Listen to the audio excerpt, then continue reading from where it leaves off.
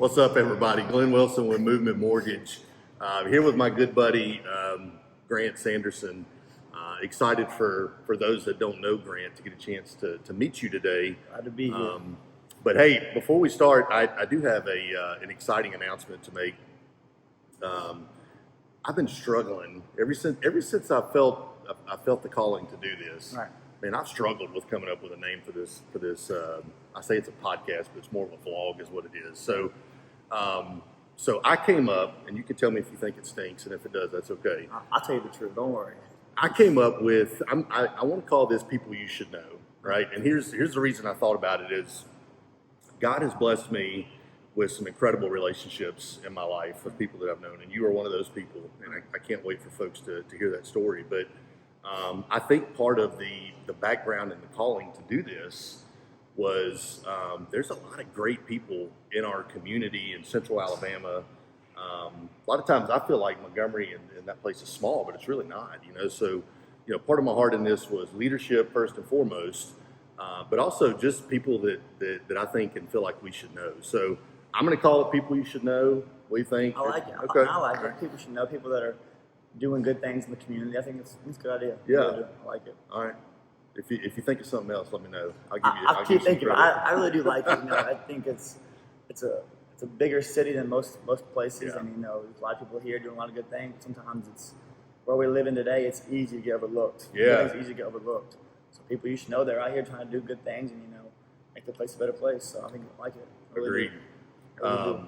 Well, I think you're one of those guys, and I'm excited it. to have you on today. Yeah, I And appreciate it. to give folks a little bit of background of how we got to know each other. So I knew you before you knew me. That's probably true. Right. So with my boys at Trinity, your junior and senior year, watching you play basketball at Trinity was where I first got to know you and saw you. Right. Then after you graduated high school, got into college, you got peeled into to helping officiate some youth basketball, right? Ain't easy. We could have a whole nother episode on that. That ain't easy.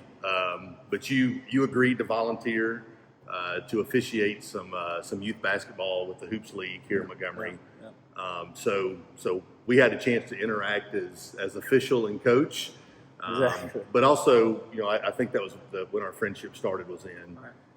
And then, man, I don't know, probably two and a half years ago, you and I had this crazy idea to say, hey, let's start a little AAU travel basketball team, right? A little bit of traveling. And man, we've learned some stuff from that, haven't we? It's come a long way from where it started. At first, it's a little bit of an idea, let's keep kids in the gym, let's keep kids working out, keep kids going, and then kind of got a little bit traction. We started getting a little bit better, getting a little better players, and turns out we win championships. So it kind of changed a little bit. So it was good for me. It was good for us. Good for the brand we're trying to build with that whole program and keeping kids off the video games and in the gym. So Amen. It's good. It's been incredible, and just this was year 2, so the difference from year 1 to year 2 was, like you said, incredible. I mean, we played in 6 tournaments this year. Every tournament we made it at least to the semifinal game.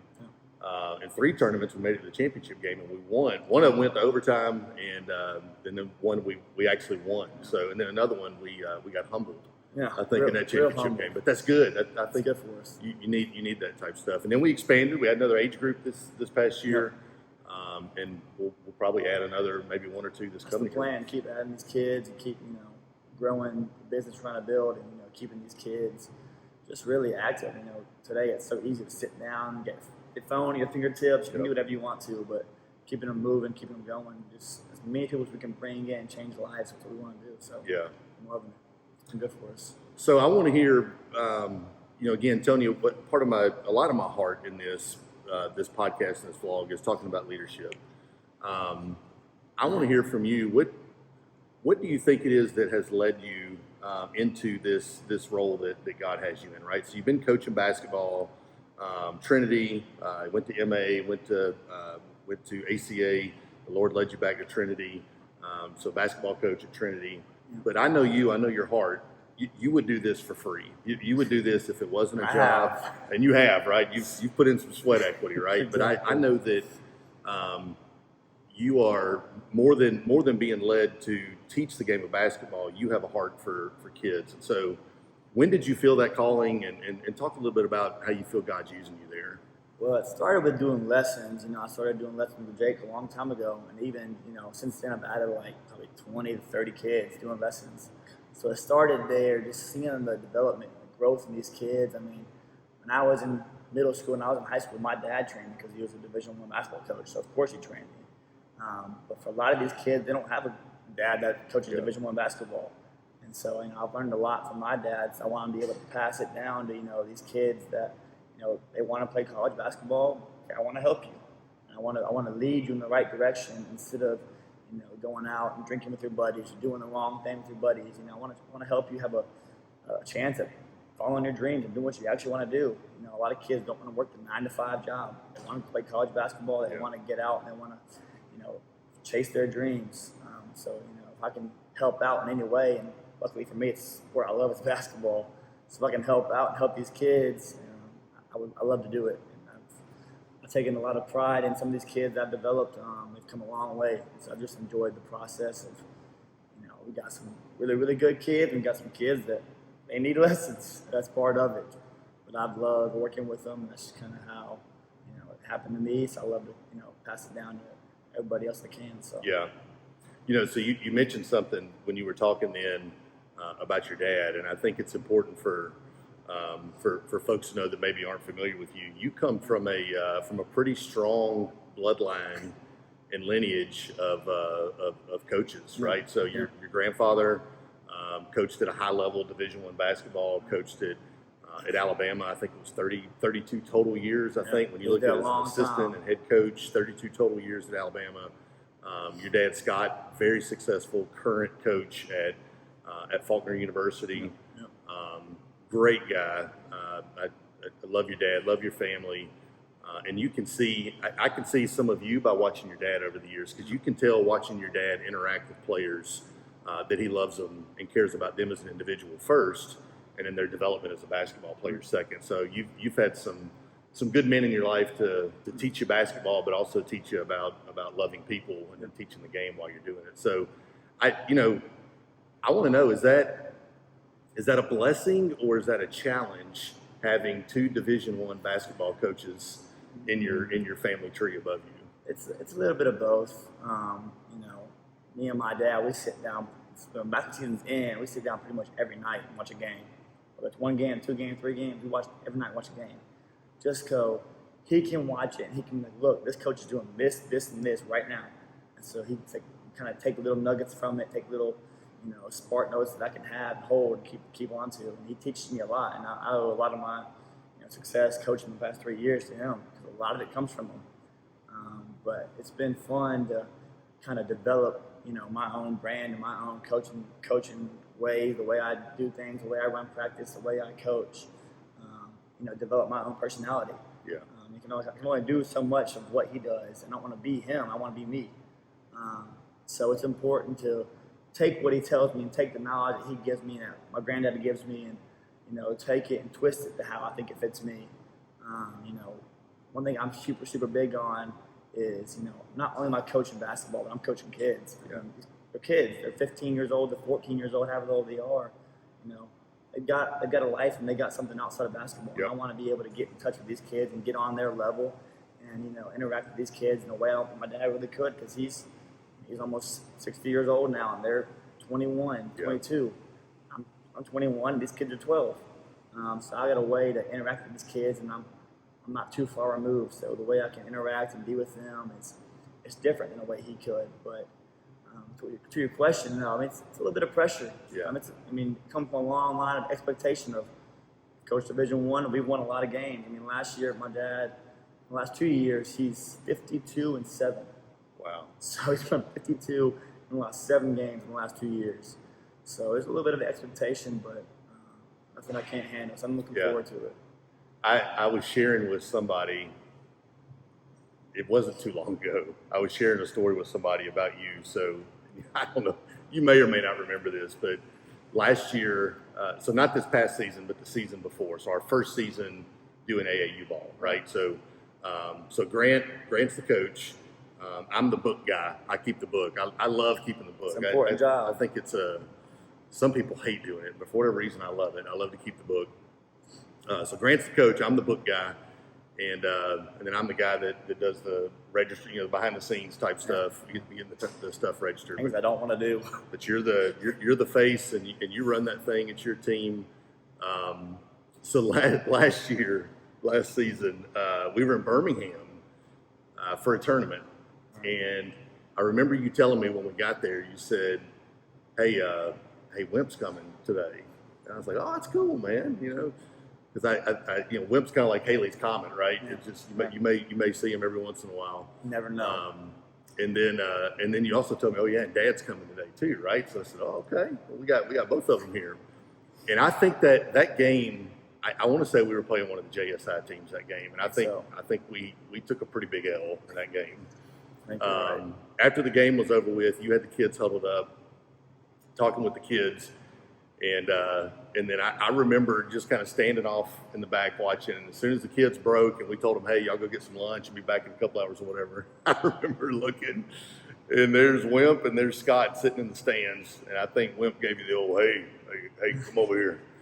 And had you sit down beside him, and it was Wimp, it was Scott, and there's Grant in the middle. And I remember just kind of chuckling at that, but also thinking, man, there's a ton of knowledge that's being poured in right there in that moment. So yeah, I get it, but I'll never forget that. I wish I would have taken a picture of it because that was a good picture. It's iconic one day. It'll be iconic. That's right. It's definitely been good. They're both been extremely successful, like I said. It's good to have that outside information coming in. Yep. I've learned a lot. I really have learned a lot, and I'm humbled by that. But I still got a lot to learn. I still got a lot to go. I went to Baylor last week. And they taught me a lot too. So it's just you want to learn as much as you can. You never know everything. I'm super young, 21, starting coaching. Been it for 5 years now, but I'm young. I started with Hoops League, but I want to learn more. I want to learn from everybody. Yeah. Whatever it is. That's why I've hopped around from different school, because everyone coaches differently. Yeah. It's more than one way to win. So it's just all about kind of learning in and taking in all the knowledge you can. Absolutely. I want to talk about the camps that you're going to here in a second, but before we jump onto that topic, I want to dig a little bit deeper on something that you said there, and something that I think is important from a leadership perspective. I believe strongly in leadership to meet people where they are, right? And people are not always in the same situations that we are in, right? So whether it's economic situations, whether it's family life situations, whether it's just a trial or a storm that somebody's going through. I've mentioned this quote many times on these videos before. People don't care what you know until they know that you care, right? And so I think that as leaders, the first thing that we have to do as leaders on any level is establish that level of trust where people know that we sincerely care about you as an individual.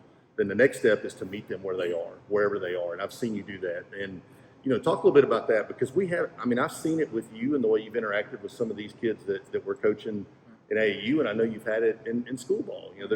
Everybody's got a story, right? And I've seen you do that where you meet these kids where they are, no judgment, just a baseline of I love you for who you are, I'm here for you. Tell me your heart in that and how you accomplish that with these kids. So one thing I've taken away from my dad, that's probably my most important thing I've ever taken away from him, is he said, I can coach a kid however I want to, as long as they know that I care for them and I love them. So if they know those two things, I can chew your tail out whenever you need chewed out. I can love on you when you need loving on. Some of these kids need different things. Not every person comes from the same background. Not every person comes from the same family life. Every kid is different. You cannot coach one kid the same way as another kid. Yep. So it's important to, care about what goes on behind the scenes and develop a relationship with these kids. For me and Jake, we've been friends outside of basketball for about 3 years now. So I can coach Jake however I want to, because me and him are buddies. When practice is over, when the game's over, Jake knows that I love him. Yep. Same for all these kids. As long as they know that I love them and I care for them and I want what's best for them, I want them to achieve their highest dreams or whatever it is, I can coach them however I want to. So it's important to, pour in these kids, not just on the court, but into their lives. They come from different backgrounds. Some got family problems, some got financial problems. Whatever it is, You got to get on their level. You got to be able to talk to them man to man. Look, I'm here for you outside of basketball. You could not play for me, and I'd still be here for you. Yep. So it's important to develop a relationship with these kids and get to know them on a personal level. I think that's super important, especially when you're coaching them. It helps you a lot, just the way you coach them. No doubt. They'll hear it differently if you care for them. If you don't have a relationship with them, they hear it one way. Like, oh, coach is just after me. He's on to get me. He's out for me. He doesn't want me to win. But these kids know you care. They know that they want you to win. You want them to win. Yep. They'll play for you. They'll play hard for you. So it's important. They will. And, man, if I can affirm what you just said, that one thing that can be tough, and you'll experience this in a few years down the road later when you get married and have kids and all that. One thing that is tough as a parent, especially for dads, if we're being honest, is seeing your child be disciplined or be corrected, and really in any facet of life, whether it's at school or sports or whatever. That's something that it's one of those things that's not in the dad handbook that you get prepared for, right? But it's necessary. We've been through it as young people before, and even now, and in your professional career, there's going to be people where there's need for discipline and correction. But what I have observed because the other thing with Jake is he's been a little sheltered in his sports life because, for the most part, I've been his coach, and I've always tell people I don't coach because I have the most knowledge or because I'm one of those crazy sports dads. Yeah. I've always been in a spot where I've coached because maybe I didn't trust some other people to coach my kids. Right. So both of them were probably a little sheltered, but Jake's first experience outside of daddy coaching was you. Right. And man, exactly what you just said. And again, I think it parallels into leadership is knowing that you care for him the way that you do. Yeah. You could discipline that kid any way that he needs to be disciplined, even if it's hard discipline. Yeah. And as a parent, knowing, man, that's coming from a spirit of love because you see more in him, you're challenging him, you want him to be better. That's critical, and we all need people like that in our lives that have that level of care for us. So yeah, I can affirm that you've done that because I see that in you, where you establish that with those kids first, and I think that's good for anybody that's looking to be a better leader, be a better dad. Whatever it is that the rod of discipline, correction, and those things are much better received when the recipient knows that it's coming from a spirit of love. Yeah. And I can commend you for that, watching you over the years 1,000%.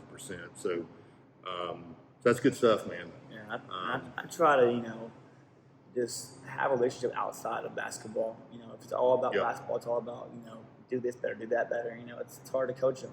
But if you can just grow a relationship outside of basketball, it helps a lot, the kid and you. So it's important. So you just got back from a camp at Baylor. I did. My Baylor shirt on right now. Baylor representing right now, so it was enjoyable.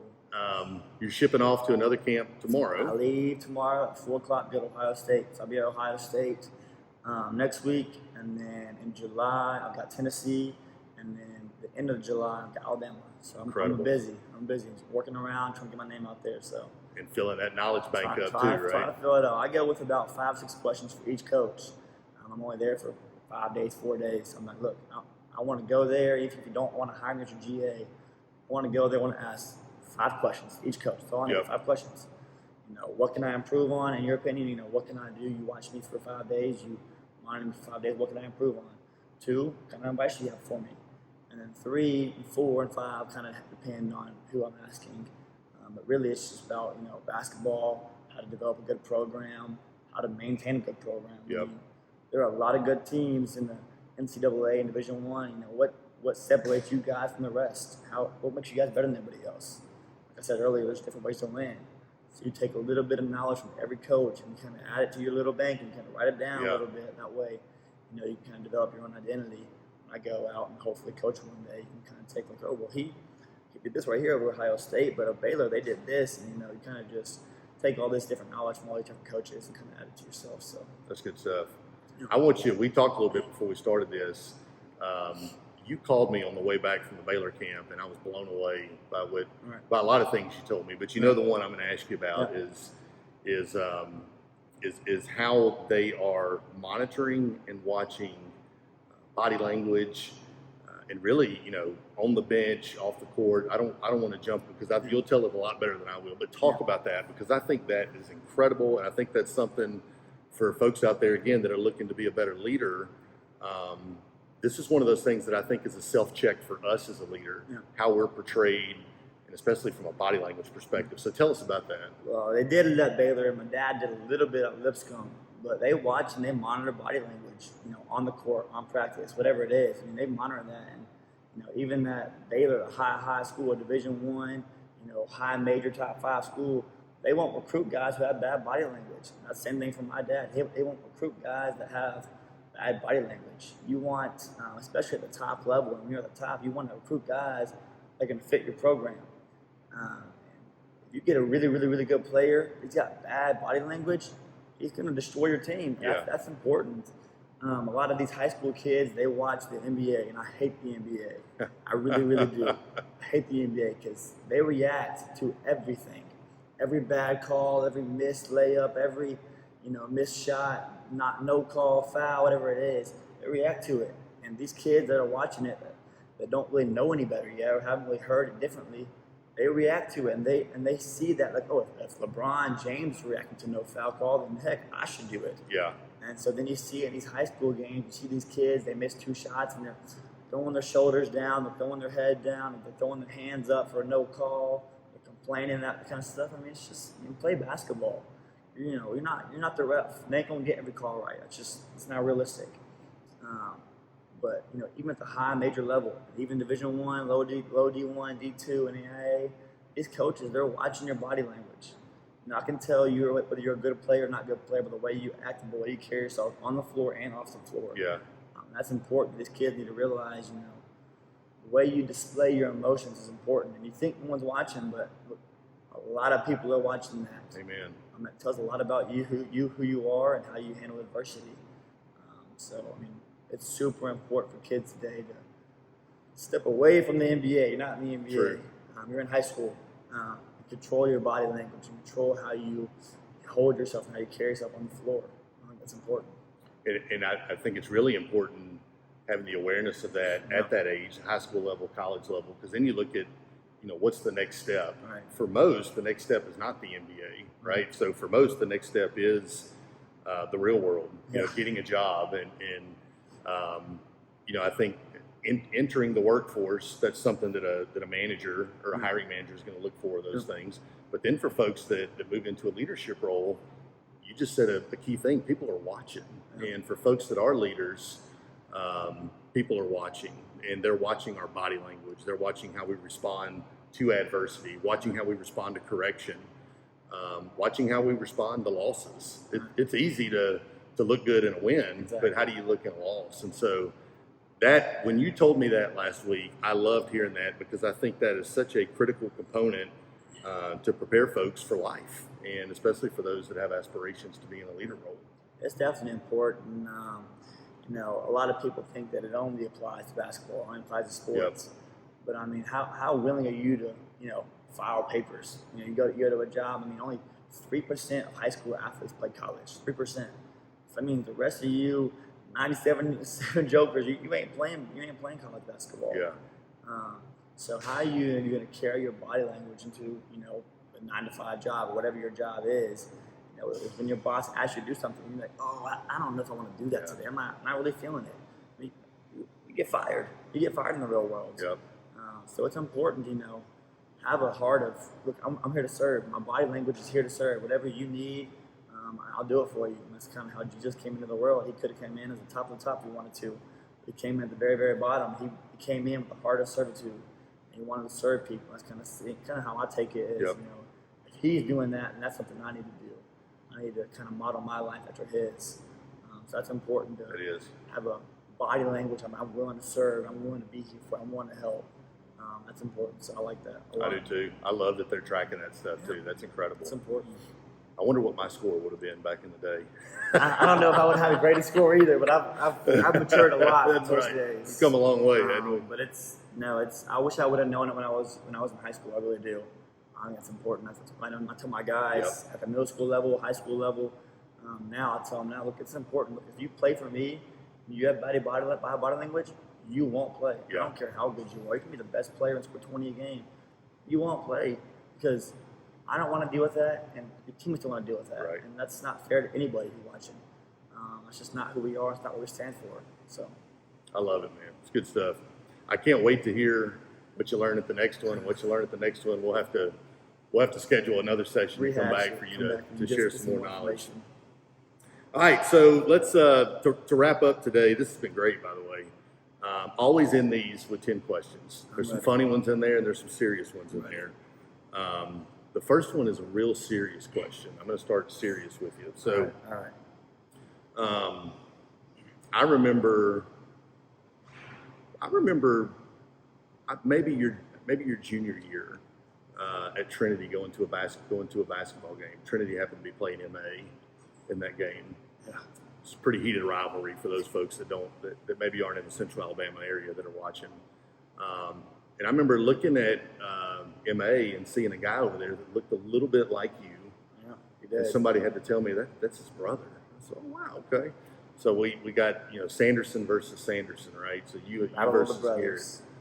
So let's settle this once and for all. Who's the better player, you or Garrett? Overall player, I hate to admit it, but it's probably Garrett. Just because he's got a knack for it. He's really, really, really good. But I can stop him anytime I want to. if we're playing defense and he's got to score on me, it ain't happening. You gonna make him earn it? It ain't happening. We played our last game in overtime. It was 1-on-1. He was the top of the key with the ball, and I was guarding him. It's tied up, 72-72. They score, they win. 10 seconds left. I get 2 back-to-back stops in overtime and in double overtime to win the game. And he was frustrated the rest of the week. So it's defensively, you'll always have that. It's me. Offensively, it's him. So Yeah. it evens out. But overall, it's probably him. As much as my ego hurts saying that. I like the humility. Shout out Garrett. Shout out to Garrett. Shout out Garrett. All right, best vacation you've ever been on? My graduation. We went to Hawaii for graduation. Wow. It was awesome. I mean, it's surreal. I mean, it's not even real life out there, but it's amazing. Now, did you hit the Atlanta direct flight, or did you break it up through like LA? Atlanta direct flight. So it was long. That's a haul. It's a haul. We haven't been to Hawaii. JP, we may have to. It's a whole trip. It's a whole trip. I mean, it's like you were in the plane for a long time. That's a go. All right. Greatest movie of all time. The new Top Gun. Oh, it's amazing. I watched the first one forever ago. So I get back and rewatch it, but the new one, it's really, really, really good. And I love Tom Cruise. So I've seen it twice. We went to see it Father's Day. Family hadn't seen it yet. I saw it probably 3 weeks ago. I was in Charlotte for work. And Charlotte has a movie theater that has, I'd never heard of this. It was like a 4DX theater, right? And so the theater was set up to where if you've been to Disney World and rode the ride like Soaring and the other ride, what's the other ride, JP? The one that's at Avatar, yeah. So, Avatar, you're riding on the thing and it moves and you got wind blowing. So they've set up this movie theater like this where your seat moves, your seat can vibrate.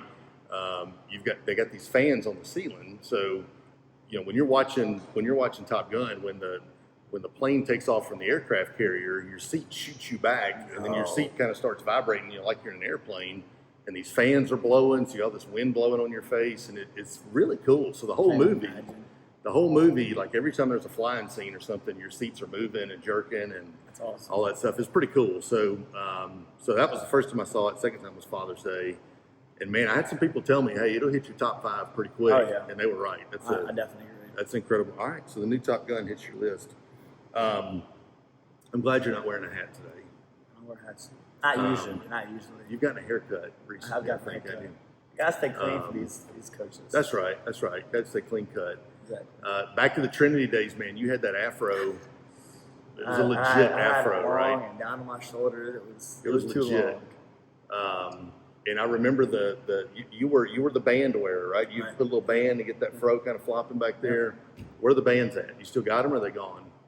I probably have like 2 or 3 of them hanging on my door still. But my hair was every bit of down to my shoulders. I would have to either wear the little headbands, push them back, and it would kind of just flop in the wind. Or if I would forget it, I would get athletic tape and roll it up and tie it behind my back of my neck. Would you really? And it would just kind of stay back there. So it was just, I had to have something. There you go. So that's a tip for those. If you forget it, you can use the athletic tape. All right. Man, I laughed when I thought about this one for you. And I'll tell everybody why here in a second. What is harder to do? What's more difficult, to coach a game or to officiate a game? Officiate. It's definitely officiate.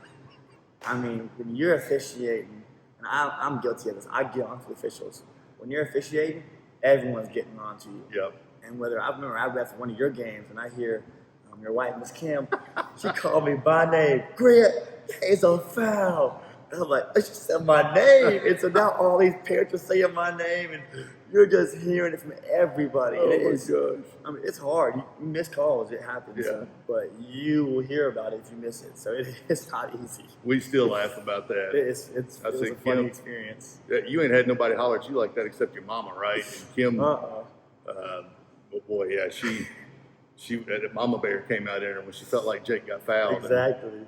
That was funny. But I agree with you, man. I officiated high school basketball for 8 years, I think, and that's a tough job. It's not easy. It's really hard, and it's to a point now where I know you know this as a coach, but Alabama High School Athletic Association is struggling to keep and maintain officials at every sport, right? And a lot of it, I think, has to do with needing to correct some behaviors with some spectators, having a little grace towards officials. But I agree, that's a tough job. That's a tough job. All right, here's another serious one. Can you teach me how to Dougie? I'm not much of a dancer. You're not a dancer? I stick to the floor. I stick to the basketball court and the floor. I can't dance. I'm just got no move, no rhythm, really. I bet Braxton can teach me. I bet Braxton. Shout out Brax. Could teach you. Brax, teach me how to Dougie. He can Dougie, but all right. Maybe a little bit. All right. What takes more skill, to win the slam dunk contest or the 3-point shooting contest? Probably a 3-point contest. I mean, if you got bunnies, you can dunk, but you got to be an actual shooter and practice your shot to make all these threes. And you're shooting against some of the best shooters ever. So definitely a 3-point contest. 3-point contest. It's gotta be. Here in Montgomery, favorite restaurant? It's a hard one. I'm a Zaxby's guy through and through. It don't even matter where it's at. You cheated on Zaxby's today. I'm looking at your cup over there. I had some Magooey's, but I'm a Zaxby's guy through and through. So chicken fingers, nibblers, what's the go-to there? It's usually chicken fingers, side piece, but the nibblers, you can't go wrong with nibblers. Yep. Nibblers kind of hit different. So true. Beach or the lake? We're fortunate here in Montgomery. We're close to both. Yeah, we're close to both. I'm a beach kind of guy. I like the sand. I like the ocean. So I'm a beach kind of guy. Yeah. It's got to be the beach. Beach. All right, last one as we close, and I'll ask everybody this question. Again, in the spirit of leadership, what's the best piece of advice that you've been given? It was probably last week. You're never too high in authority to do anything. No task is below you. And you're trying to be like Jesus and you're trying to serve other people. You want to do everything. If they ask you to wash towels to the best of your ability. If they ask you to do some big job, do the big job. You're not below anything. That's something that I learned this week is, especially in the coaching industry, everybody's path is different. Yep. So you want to take the servant leader through all of it. Serve others. If they trust you to wash towels, okay, you wash towels, good. You wash towels. Okay, now we want to trust you something bigger. That's right. You do this good too. Now we want to trust something bigger, and kind of just gradually kind of get to where you want to go. But just be a servant leader. That's super, super important. That's something that I've learned and kind of taken to heart in the past couple of weeks. Yep. So I love it. Scripturally we hear that too, where God can't expand your influence until He knows that you can manage what's been given of you. Right. And so in our spiritual life, but also in whether it's competitive athletics, leadership, whatever. That's so true. Yeah. That's a good one, dude. This has been good. It's been a good one. I enjoyed the time. I love you. Yeah. I love you a lot, man. And your family's incredible as well. Yeah. It's a blessing to me to know you guys and to have a relationship with you has been awesome. So thankful for you. I appreciate it. Can't wait to see what you learn in these next few camps that you have. Looking forward to it. And then basketball season will be here before we know it. It's coming around the corner. You can't miss basketball season. That's right. Best thing. Can't wait. Looking forward. So guys, we'll drop Grant Sanderson's socials down in the description so you can follow Grant, see how the summer goes for him with camps and coming into basketball season. And hey, if you live in I've told people this before, if you live in the Central Alabama region, Montgomery, Auburn, Alabama, folks get caught up in that type of stuff. You mentioned earlier, we've got some great basketball here as well. In Montgomery in our backyard. That Faulkner team's been incredible. And we've got others as well. So, one thing too, I think a lot of times we take for granted, especially those of us that live here, what's out in our community. We got some great basketball in our community, whether it's high school level basketball or collegiate basketball as well. So, so keep that in mind when basketball season rolls around. So appreciate you guys joining. We'll do this again soon, G. Sounds good, man. And as always, as we close, love God and love others. See you next episode.